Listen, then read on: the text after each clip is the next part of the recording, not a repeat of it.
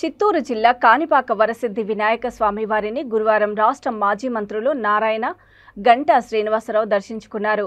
ఆలయ అధికారులు రాజగోపురం వద్ద వారికి స్వాగతం పలికి స్వామివారి ప్రత్యేక దర్శనం కల్పించారు.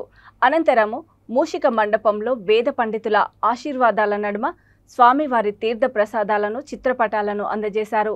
ఈ కార్యక్రమంలో స్థానిక అధికారులు పలువురు పాల్గొన్నారు.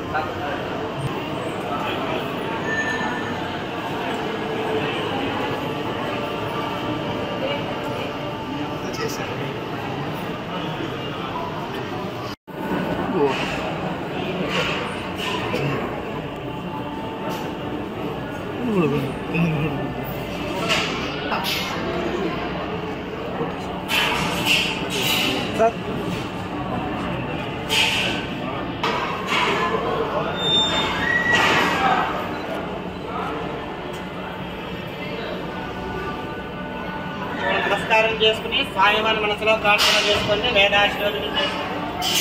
ఓం నమో నమో భవతే నమో నమః నమః నమః భవతి జాయమానః జాయమానాన్ః అన్హాన్ వేదః వేదరజతా ఉషసా మేదే ఏత్యగ్రే అగ్రయత్యగ్రే భాగం దేవేభ్యః దేవేభ్యః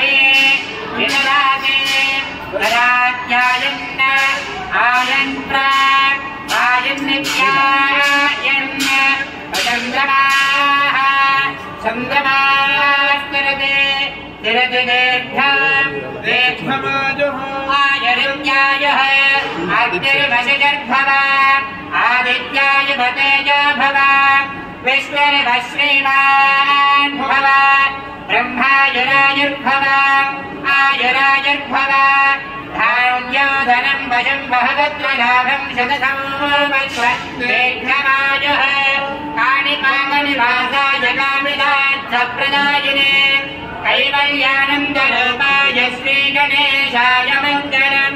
శతమానం భవతి శతాయుః పురుషः శతేంద్రియ ఆయుష్యేవేంద్రియే ప్రతిష్ఠతే.